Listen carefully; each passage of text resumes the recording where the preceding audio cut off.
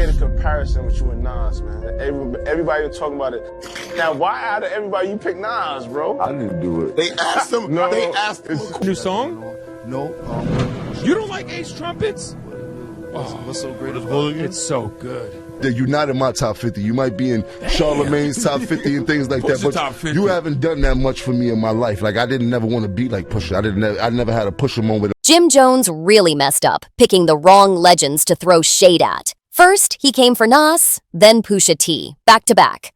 Like he had nothing left to lose, he went all in. And now his rap career is barely hanging on. He didn't just talk slick, he disrespected the roots of the game. Jim said Nas was never all that impactful and called Pusha T overrated.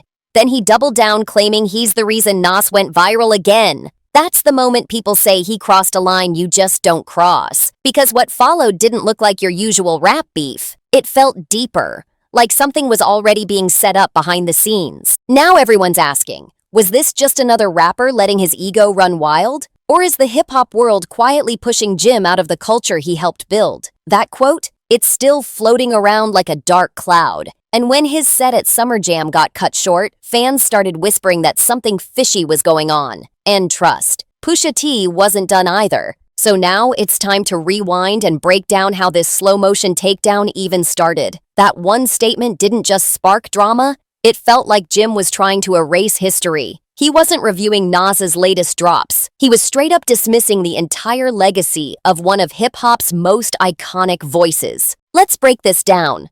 Jim didn't just say this anywhere. He said it on the Joe and Jada podcast, a chill spot known for jokes and casual talk, not the place to bury careers. But instead of catching himself, Jim went all in with zero hesitation. He claimed Nas never really meant much to the culture, and even suggested his own Billboard numbers could match or outshine Nas's. That's wild, because Nas ain't just some rapper. He's a whole cornerstone of hip-hop. Illmatic is taught in college classes. His bars still haunt seasoned MCs. And King's disease showed he's not stuck in the past. He's still leveling up. Meanwhile, Jim's acting like he just dropped the Chronic or changed the game overnight. But the truth is, this wasn't about music. This was ego dressed up as an opinion. And the fact he brought his kid into it, that had people side-eyeing hard. Like, what kind of example is that supposed to be? The internet didn't waste a second. They clapped back immediately. Fans dropped side-by-side stats, pulled out every award Nas ever earned, every sold-out arena, every classic track in his arsenal. All that because Jim tried to rewrite rap history with a take nobody asked for. Most folks, they'd fall back after a storm like that, maybe even apologize, but not Jim. He pulled up to Nightcap, stared Shannon Sharpe straight in the face, and tripled down. He said Nas never had the influence people give him credit for. Then Jim said Nas was always in second place. Second to who? Jay-Z? DMX? These three weren't even running the same race. Nas was the deep thinker, spiritual, poetic, a true lyricist. Jay was the money mogul, all about the hustle. DMX? He was raw pain and street chaos. That's like comparing Kendrick Lamar to Future. Completely different energies. Saying Nas never led the pack ain't just a bad take, it's straight up rewriting history. And what's even crazier, Jim doesn't even hide that he used to be a fan. He flat out said that back in the day, he wanted to dress like Nas. That influence was real. But now, Jim's using a movie from 1998 to brush off a 30-year career filled with impact, awards, and evolution. That's where the delusion hits. It stopped being about stats, or even music. It started sounding like Jim just wants Nas beneath him, and he's frustrated that the numbers ain't on his side. This wasn't about music anymore, it was about positioning. Jim wants to be in the GOAT convo, but instead of earning it, he's trying to pull legends down to his level. And honestly, it just exposed how pressed he is about never being mentioned among the greats. And if you thought Jim might cool off, nope. On Bag Fuel, he let off the wildest quote yet. He didn't just say Nas wasn't relevant. He actually claimed he's the one who brought Nas back to viral life. Jim really acted like the whole culture owed him a thank you just for reminding us Nas even exists. The internet was not having it. One fan clapped back. The reason you're being talked about is because you're making stupid comments about Nas. And that's the only reason anyone's interviewing you. For the clicks. Another user didn't hold back either. The amount of delusional disrespect from Jim Jones towards Nas is getting out of hand. I'm sick of it. You get no stripes for saying stuff like this. And guess what? The numbers don't lie. Nas has been working. 3 full albums in just 5 years, a Grammy win, and back-to-back sold-out shows. Meanwhile, Jim been talking more on podcasts than he has in the booth. Jim thought he was starting a new wave, but all he really did was kick off his own slow-motion downfall. Let's rewind to 2024. The Louis Vuitton Spring-Summer show in Paris was packed with heavy hitters. Beyoncé, Jay-Z, Rihanna, LeBron, everyone who moves the culture was in the building. Flashbulbs going crazy. All eyes locked in. Pharrell's debut collection as the new head of Louis Vuitton Men's had the entire fashion world buzzing. And then, the beat dropped. But this wasn't just some background music. It was Clipse. For the first time in over a decade, Pusha T and his brother No Malice came back together to premiere a brand new track. And the second those lyrics hit, you could feel the shift in the room. The energy changed instantly. Even Jay-Z was nodding to the beat. That moment wasn't just shade. It was a full-blown declaration of war. And it didn't go down in some random studio. It happened smack in the middle of the most elite event of the season. The lyrics? Yeah, they said everything without saying names. Everyone in the room knew exactly who was being called out. That line about chasing a feature out of your element? That was a straight shot at Jim. Linking up with Drake after being crowned an honorary Dipset member on stage in Harlem. And let's not forget, that's the same Drake Pusha T tore down in the story of Adidon. And folks still say he never fully bounced back from it. This wasn't Pusha throwing out a diss track on SoundCloud. This was a calculated move. He turned Paris Fashion Week into a battleground. That's next-level thinking. Strategic, savage, and silent. While Jim was busy running his mouth on every podcast, Breakfast Club, Rap Caviar, Drink Champs, calling Push not even top 50, Pusha was orchestrating a chess move surrounded by icons and billionaires. He didn't stoop to the podcast wars, he elevated it. His revenge didn't need yelling. It had luxury brands, industry titans, and culture shapers front and center. And don't miss the layers in this play. It wasn't just the bars.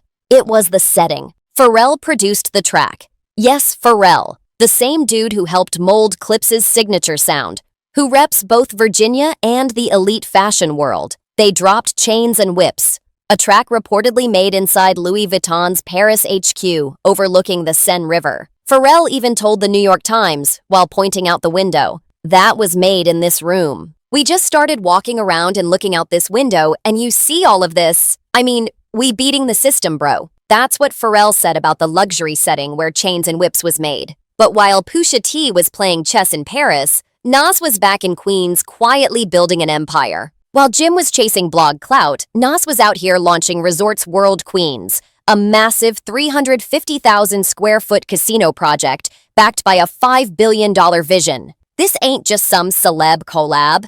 This is real deal infrastructure. Nas is planting roots, building equity, and creating generational wealth for his city. Meanwhile, Jim's still out here bragging about summer jam bookings like it's 2008. Nas didn't need to clap back with bars. He dropped receipts, and fans saw it loud and clear. One comment under Nas's post said it all. Someone else that can't stop yapping is worried about going viral.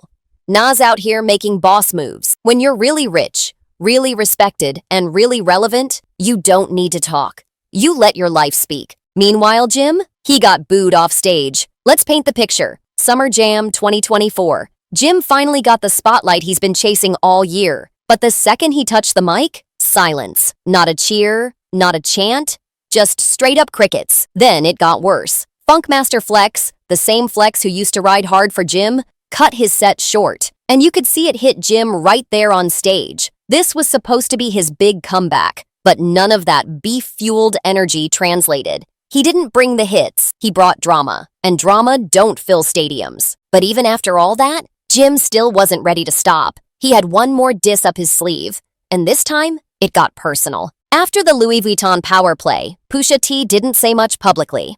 But behind the scenes, word was spreading. He wasn't done. Sources close to Clipse say their reunion album is locked and loaded with surgical shots aimed directly at Jim. That track they dropped in Paris? Just the intro. What's coming next is way darker. Insiders are calling it the Coke Bear moment. Because Pusha's stepping fully into his villain era.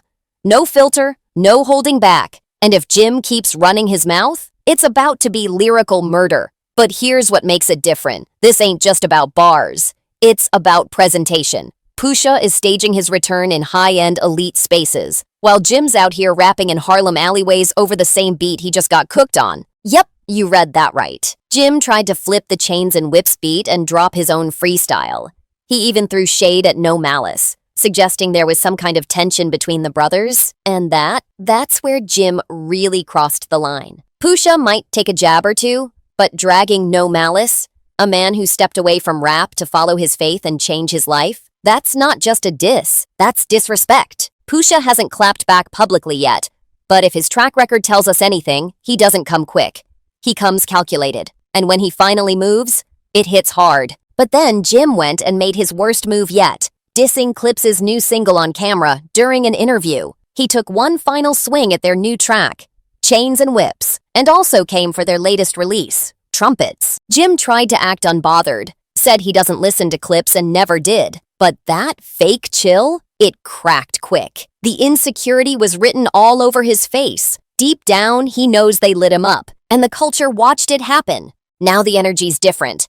This ain't just Nas and Pusha anymore. The whole game is pushing Jim out. Blogs are roasting him. Even Dipset fans, his own people, are telling him to fall back. This wasn't just some rap beef. This was a full-on lesson. Jim stepped into the ring with two legends thinking he had enough heat, and got folded by silence. Billionaire moves, chess plays, and strategic silence shut him down. And now, he ain't trending. He's off the playlists. He's fading out of his own legacy.